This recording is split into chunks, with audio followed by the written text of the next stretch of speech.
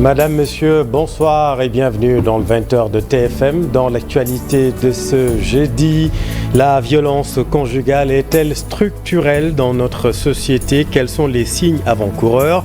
L'affaire Dieynaba Ndiaye a soulevé de vifs échanges sur les violences dans le couple. Reportage et débat à suivre avec la présidente de l'AJS, Madame Aminata Niang Fall, et avec également le professeur Aïda Sylla, chef du service de psychiatrie et de psychologie de l'hôpital de Fad. En politique, la transhumance a-t-elle encore de beaux jours devant elle au Sénégal? Des acteurs de la société civile évoquent la nécessité d'une loi pour encadrer l'engagement politique. Paiement des bourses des étudiants, l'opération va se poursuivre, assure le ministre de l'Enseignement supérieur. Les étudiants non orientés seront pris en charge prochainement. Et puis guerre au Liban, des Sénégalais rentrés au bercail racontent leur calvaire. Plusieurs compatriotes se sont retrouvés à un moment dans la rue à cause des bombardements au pays du Cèdre. Nos équipes ont rencontré une famille. Reportage à suivre dans cette édition. Voilà pour les titres et tout de suite le développement.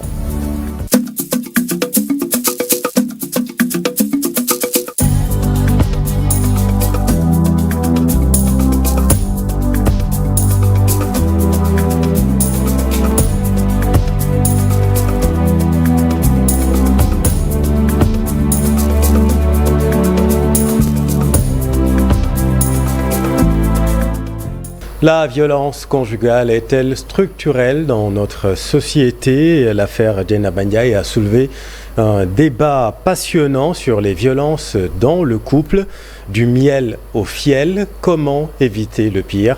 C'est un reportage de Mamadou Gueye. Les violences conjugales sont recrudescentes au Sénégal.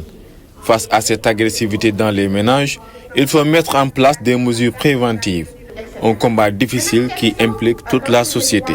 Les sociologues nous disent qu'il n'y a pas de société sans violence, mais nous pensons effectivement que cette société-là a besoin d'une forte introspection pour dire que les auteurs sont issus aussi de notre tissu social. Toutes ces formes de violence doivent faire l'objet d'une prise en charge globale et par l'ensemble des acteurs et l'ensemble des parties prenantes, parce que nous juristes, nous avons compris que la seule répression n'est pas suffisante pour endiguer le problème des violences basées sur le genre. Ces femmes, victimes de violences, doivent recevoir un bon traitement. Une assistance particulière qui pourrait les consoler. Il faut en fait une formation des gendarmes, des personnes, de toutes les personnes qui sont impliquées sur le processus des violences conjugales, sur le cycle de la violence conjugale, sur comment apporter un soutien et une aide aux survivants de ces violences-là, et que le ministère aussi de la femme puisse également mettre en place un numéro vert pour que les survivantes puissent appeler, parce que ça, encore une fois, ça peut sauver des vies. La vice-présidente de l'Association des femmes juristes du Sénégal affirme que leurs portes sont grandement ouvertes pour toute victime. Toutes les victimes qui s'adressent à nos structures, notamment nos boutiques de droit, bénéficient de nos services. Et ce service est gratuit, allant de l'accueil, de l'orientation, du conseil et même de la prise en charge judiciaire, de l'accompagnement au procès jusqu'à l'exécution de la décision de justice. Et même au-delà, un appui psychosocial est apporté à nos victimes, c'est-à-dire à celles ou à ceux qui se présentent dans nos boutiques de droit. Par contre, on est tenu par la confidentialité. Dans le cadre de la célébration de leur cinquantenaire, l'Association des juristes sénégalais a organisé ce symposium. Les questions liées à l'environnement et à la sécurité ont été abordées dans les discussions. Et on prolonge le débat dans Soir d'Info, la suite avec la présidente de l'AJS, Madame Aminata Niang, et le professeur Aïda Sylla, chef du service de psychiatrie et de psychologie de l'hôpital de Fann, dans Soir d'Info tout à l'heure. Le cancer du sein et du col de l'utérus demeure une menace préoccupante au Sénégal, avec plus de 2500 nouveaux cas enregistrés chaque année. Pour faire face à cette situation, Plan International Sénégal a rejoint la plateforme des organisations internationales engagées dans la lutte contre ces cancers. Voyons tout cela avec Biram Dour. Plan International Sénégal s'engage dans la lutte contre le cancer. En rejoignant la plateforme des organisations internationales, l'ONG a organisé une rencontre de sensibilisation en faveur des femmes avec un accent particulier sur le cancer du sein et du col de l'utérus. Cette initiative vise à freiner la progression de ces maladies dévastatrices qui enregistrent plus de 2500 nouveaux cas chaque année. C'est une journée très importante de sensibilisation qui s'intègre parfaitement dans ce mouvement global de sensibilisation en octobre, qui est un mois dédié donc à ces actions de prévention, de sensibilisation sur le cancer du sein en particulier, du col de l'utérus aussi. Et dans le cadre de ONGIS, dans le cadre des activités que nous menons, nous avons jugé utile de regrouper les membres de nos organisations pour parler de ces maladies-là, mais pour leur offrir également l'opportunité d'être examinés, d'être dépistés. Face à cette situation alarmante, Plan International et ses partenaires appellent à une réponse concertée des autorités publiques, des professionnels de santé et des partenaires au développement pour renforcer la prévention et améliorer l'accès aux soins. Vous savez qu'aujourd'hui, le cancer du sein et le cancer du col sont un véritable problème de santé publique. On a à peu près 3000 nouveaux cas de cancer du sein et du col au Sénégal chaque année et une mortalité de plus de 70%. Et malheureusement, c'est parce que les femmes n'ont pas accès à l'information, les femmes n'ont pas accès au dépistage et surtout, il faut qu'on ait plus d'équité au niveau géographique. Toutes les femmes doivent avoir accès de manière équitable à des soins du diagnostic du cancer, quelle que soit leur position géographique dans le Sénégal. C'est sûr que c'est quelque chose qui va être difficile à mettre en place, mais il faut qu'on commence et qu'on puisse décentraliser un peu plus les actions de prévention et de dépistage et que les femmes qui soient, par exemple, à Tambacounda, à Kédougou, puissent avoir la même qualité de soins. Plan International Sénégal et ses partenaires exhortent également les nouvelles autorités à renforcer les actions en faveur de la lutte contre le cancer, en rendant le traitement plus accessible et en soutenant les organisations qui travaillent chaque jour pour sauver des vies. Il s'agit de la deuxième édition pour sensibiliser davantage, mais lancer également un appel aux nouvelles autorités pour une bonne prise en charge. Donc surtout des autres femmes qui sont dans des situations de vulnérabilité, qui n'ont pas souvent les moyens même de payer le transport pour aller dans les structures sanitaires et se faire dépister, mais qu'on puisse quand même avec la LISCA leur donner l'opportunité, la possibilité d'être dépistés et donc d'être pris en charge si jamais quelque chose se présente. Dans l'actualité politique, Bougane Gueye sera jugé mercredi prochain. Les appels à sa libération se multiplient. Au groupe des médias dont il est le propriétaire, son absence n'impacte pas le travail des journalistes. Reportage à Bifaye. Malgré la détention du président directeur général de des-médias, le programme se déroule comme établi. Dans le studio de la Zik FM, Mamba Ndiaye joue à plein son rôle de présentateur. L'ambiance est morose dans la boîte. Les équipes reviennent de tournage, place au montage. L'absence de Bougane n'affecte pas le travail, disent-ils. Mais bon, affecter peut-être ce serait trop dire, parce que pour vous dire vrai, nous qui travaillons les matins, on voit très rarement le PDG. S'il est en détention, c'est triste, mais ça affecte quand même. Bougane Gueye Dany à la MAC de Tamba, ses employés continuent le travail sans entrave. Et chaque jour, nous avons un plan de travail que nous définissons parfois une semaine à l'avance, parfois au jour le jour. La rédaction fait normalement son travail, en tout cas en ce qui me concerne. La rédaction fait normalement son travail. La chaîne travaille normalement et l'administration également gère tout ce qu'il y a à gérer. Pour l'instant, il n'y a aucun souci particulier. Le groupe de presse a mobilisé ses supports de communication pour marquer un élan de solidarité envers son propriétaire. Radio, télé, presse écrite et même le site internet, ça veut dire que déjà son combat, certes, il est politique, mais quand même, il est notre patron. Un élan de solidarité, c'est un soutien juste. On n'est pas là pour mettre la pression à qui que ce soit. Bougane Gueye Dany, candidat aux législatives du 17 novembre, a été écroué ce 21 octobre pour rébellion, outrage et refus d'obtempérer après avoir tenté de forcer un barrage de gendarmes pour se rendre sur les lieux des inondations dans l'est du pays. Mais sa détention n'affecte pas son entreprise de presse. Et on en vient à notre reportage politique. La transhumance a-t-elle de beaux jours devant elle au Sénégal? Des acteurs de la société civile évoquent la nécessité d'une loi pour encadrer l'engagement politique. Reportage Alassane Ba. Ce sont des actes posés et qui font réagir plus d'un, des actes qui rappellent certaines pratiques qui, selon Moundiaye Cissé, devaient ou doivent être bannies dans l'espace politique. Ça veut dire qu'il y en a qui s'opposent, mais pas par conviction. Et dans cette affaire, est-ce qu'on ne peut pas dire que c'est l'arbre qui cache la forêt? Et c'est ça aussi qui doit changer entre les rapports entre les acteurs politiques et les citoyens. Beaucoup de citoyens sont floués à cause de comportements, de ce genre de comportements, à cause de ces actes qui ne reflètent pas, en tout cas, les vertus des Sénégalais. L'analyste politique aborde la question sous plusieurs angles. Comme disait Max Weber, l'homme politique navigue entre ce qu'il appelle l'éthique, disons, de responsabilité et l'éthique, n'est-ce pas, disons, de conviction.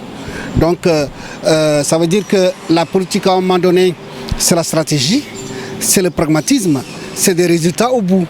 Donc, quand vous voyez des hommes politiques agir de la sorte, c'est que quelque part, ils ont jaugé, disons, et ils arrivent à la conclusion que je dois faire ceci, cela. C'est pourquoi il y a des transhumants, c'est pourquoi à un moment donné, un homme politique dit une chose et le lendemain dit le contraire, parce qu'ils sont dans cette voie, n'est-ce pas, pragmatique.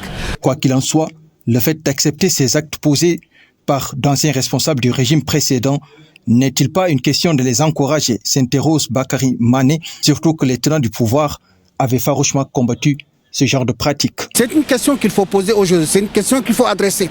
Parce que juste, même si après les élections, ceux-là, qu'est-ce qu'ils vont devenir? Ils ne vont pas retourner à la maison. Non, ils vont rester à la périphérie, n'est-ce pas, de PASTEF, et à partir de ce moment, qu'est-ce qui va se passer? Donc, je pense que le comportement de ces gens-là, à la lumière vraiment des ruptures annoncées, ça donne vraiment à réfléchir vraiment sur, disons, l'activité politique.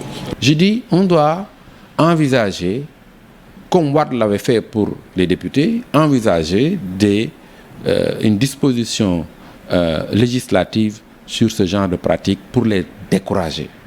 Parce que cela n'honore ni le parti qui rejoint, mais ça n'honore pas la personne qui le fait, ça n'honore pas notre démocratie. De l'avis de Bakary Domingo Mané, l'activité politique va rester ce qu'elle est et les hommes politiques naviguent entre les deux, à savoir le pragmatisme et la morale. Merci Alassane. Les bourses seront payées rubis sur l'ongle, s'engage le ministre de l'Enseignement supérieur, Abdourahmane Diouf. Selon lui, les autres étudiants non orientés seront pris en charge prochainement. Voyons tout cela avec Ndemati Dieng. Le ministère de l'Enseignement supérieur, de la Recherche et de l'Innovation rassure. Il n'y a pas eu de ponction et le paiement des bourses des étudiants sera effectif dans les jours à venir. Il y a des étudiants bacheliers de l'année dernière qui se sont inscrits en juillet 2024. C'est ça qui fait que quand on arrive en fin septembre, début octobre, là où nous payons en moyenne pour les bourses 6,8 milliards, 7 milliards, nous payons 15 milliards en un mois. Nous allons leur payer intégralement leur bourse, intégralement leur rappel. Là, nous avons commencé à payer il y a une semaine, la première vague. La deuxième vague va commencer dès cette semaine. Docteur Abdourahmane Diouf ne s'est pas arrêté là. Il ajoute que le gap de 3 mois autrefois noté sur le budget du ministère sera comblé. Et que les universités, rectorats comme CROUS n'ont aucune inquiétude par rapport à cela. Les salaires sont payés. Le ministère des Finances, en collaboration avec le MESRI, est en train de faire un travail exceptionnel et toutes les rallonges seront données dans des délais assez courts. À ce jour, 86% des nouveaux bacheliers sont orientés et une évaluation est en cours pour orienter le reste. 26%, c'est énorme. Nous savons qu'il y a des problèmes liés à des retards des étudiants. Nous, on n'a eu aucun problème avec le système et on va essayer de voir comment on peut récupérer le maximum d'étudiants qui n'ont pas pu payer les frais d'inscription à temps. Et j'en profite aussi parce que j'ai entendu des étudiants dire que... Le ministre de l'Enseignement supérieur, de la Recherche et... Sit-in du personnel de santé de l'hôpital régional Amadou Tidjane Ba de Sédhiou. Ils réclament leur prime d'harmonisation. la régularisation des agents en activité depuis l'ouverture de l'EPS2, le recrutement des agents pour lutter contre le manque de personnel. Leur porte-parole Saliouba avec notre équipe à Sédhiou. Nous sommes censés savoir qu'il y a une prime d'harmonisation que l'hôpital doit partager au personnel. Mais dans cette partage-là, on a un déséquilibre flagrant dans ce partage-là.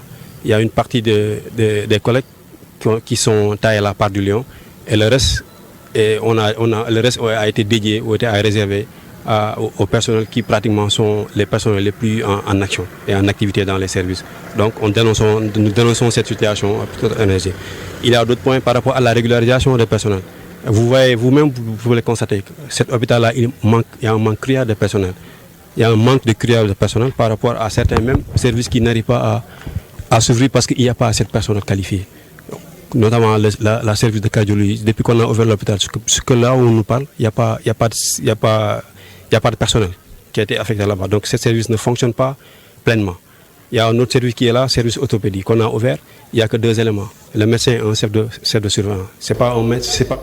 Arrêt de l'exportation de l'aluminium. Les acteurs dénoncent la mesure. Selon le président des exportateurs de métal du Sénégal, leur activité est au ralenti. Serigne Momar Sorna avec Fatima Touré. Depuis cette fermeture, les prix d'achat ont chuté. Le prix de l'aluminium est passé à 950 à 750 francs. Et celui des canettes d'aluminium a baissé de 550 à 450 francs. Les fournisseurs subissent une perte de 200 000 francs à 250 000 francs par tonne. De plus, les exportateurs rencontrent des difficultés financières. Nous avons des soucis avec les banques et nos partenaires qui sont à l'étranger et on se trouve avec des stocks de matériel qu'on ne peut pas exporter.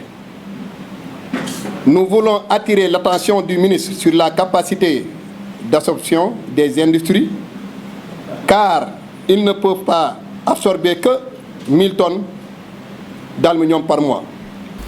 Booster l'agriculture, autosuffisance en légumes. Les autorités en charge de l'agriculture visent cet objectif. La zone des Niayes est ciblée pour cette phase d'expérimentation. C'est un reportage de Cheikh Anta Diop et Seylatir.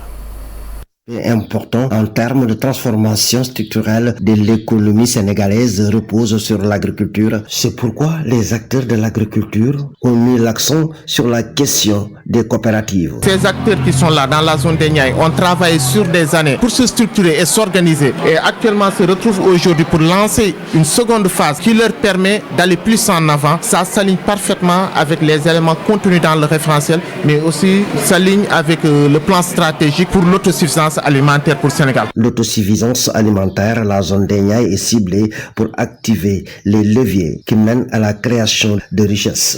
Avec le nouveau gouvernement, se fera dans la zone des Niayes parce que nous attachons une importance capitale à la production horticole. Et nous savons ce que la zone des Niayes représente dans la production horticole au niveau du Sénégal, tout et ce que cela représente dans les budgets des ménages sénégalais. Comment booster ces coopératives agricoles? Il faut des méthodes qui permettent d'arriver à cela. L'organisation au plan technique de ces sociétés coopératives pour pouvoir les permettre de répondre aux attentes des producteurs, mais aussi de contribuer au développement durable de ces pays. Les organisations paysannes de la zone des Niayes ont évoqué les problèmes de l'urbanisation et de l'avancée des entreprises minières dans les zones de production.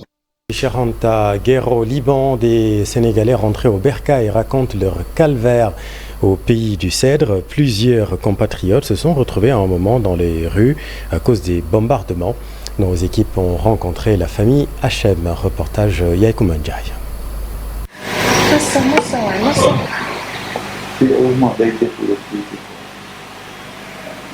Traumatisée à vie, Hala Hachem est une Libano-sénégalaise qui vient de perdre son fils Ali Hachem, âgé seulement de 14 ans. Sa fille Mariam et elle font partie des Sénégalais qui ont été rapatriés par le président de la République. Ça se passe bien? Oui. Tu vas bientôt reprendre des cours ici ou bien? Je sais pas. Et ton fils, ça va? Oui. Tu gères? Tu marches avec ou bien? Oui, un peu. Le choc, elle n'arrive pas à s'exprimer. C'est le père de famille qui a tenu à parler. C'était très difficile. J'ai perdu mon fils qui était âgé de 14 ans et demi. 10 minutes avant les bombardements, je l'ai appelé au téléphone. Il s'appelait Ali. C'était l'homonyme de mon père, Ali Ndiol, qui est bien connu ici à Dakar. Je lui ai dit au téléphone que c'était l'ouverture des classes et qu'il devait changer d'établissement. Il m'a dit oui, qu'il était même en train de réviser. Ensuite, j'ai raccroché. 10 minutes plus tard, arrivé chez moi, je reçois l'appel de mon petit frère qui me dit que la maison a été bombardée. J'y croyais pas. J'ai appelé ma femme et les enfants, mais tous étaient sous boîte vocale, de même que mon père, car ils étaient tous là-bas. Sur 6 personnes qui étaient présentes, seul mon fils est décédé. Ce qui fait encore plus mal à Hussein Hachem, c'est que son fils a été enterré en son absence et n'a pas reçu de prière mortuaire digne d'un musulman. On l'a enterré là-bas. Il n'y avait personne pour lui faire la prière mortuaire. Ni imam, ni personne. Il n'y a même pas eu d'enterrement. C'est une situation difficile pour moi, car j'étais absent.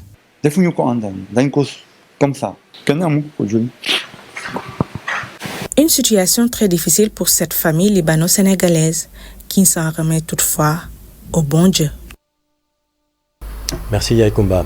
Dans l'actualité sportive, beach soccer Cannes, le Sénégal réalise une belle performance en sortant le pays hôte, l'Égypte, en demi-finale.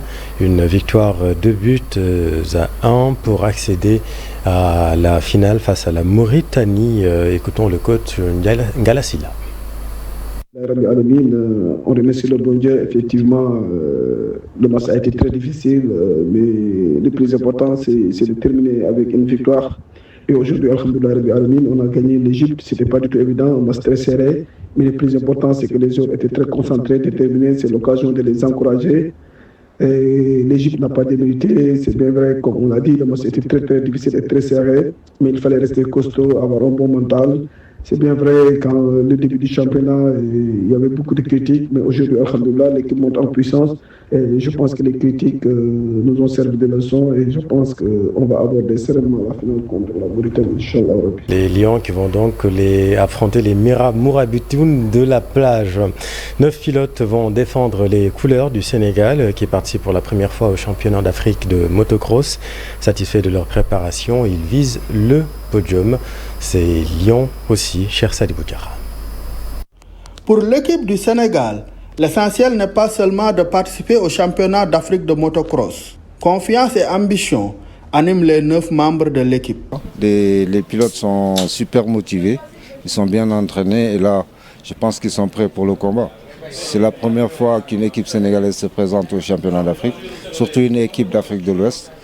Là, les gars sont faits prêts, ils vont être dégainés pour aller pour la première fois essayer de gagner le titre. Que ce soit un MX1, un MX2, un MX 125, un MX 85 sur toutes les catégories, essayer d'engranger le maximum de points. Un podium minimum, mais l'objectif aujourd'hui, c'est d'aller chercher le titre. Des objectifs partagés par les pilotes, malgré l'aspect découverte. Je me suis bien préparé, j'ai fait un stage en France pour ce championnat. Minimum 3e. Les préparations sont bien passées. On a même eu une course il y a quelques semaines. Donc ça nous a permis de bien se préparer et savoir ce qu'il fallait travailler en 2 semaines pour pouvoir être au maximum de notre forme. On n'a pas aussi l'habitude de rouler sur ce genre de terrain. Donc on va essayer de donner le max pour être tout devant et chercher un podium pour pouvoir ramener la coupe à la maison. Un seul regret tout de même, l'absence de soutien des autorités. C'était très compliqué aussi, surtout pour couvrir ce budget-là, parce que c'était un budget quand même très consistant. Il fallait amener les motos à Marrakech, il fallait trouver des billets d'avion aussi pour les pilotes, et il fallait aussi toute la logistique, déplacer tout ça. C'était trop lourd, c'est un investissement trop lourd. On va aller se battre pour un titre de champion d'Afrique. Pour ce titre-là, c'est nous qui avons engagé toutes les dépenses. Ça a coûté quand même beaucoup d'argent, mais on s'est dit ça vaut le coup. La délégation sénégalaise quitte Dakar ce jeudi nuit pour rejoindre Marrakech, terre d'accueil du championnat d'Afrique de motocross, du 25 au 27 octobre prochain. C'est la fin de cette édition. Merci infiniment de l'avoir suivi. Je vous retrouve dans un tout petit instant pour Soir d'Info. La suite, à tout de suite.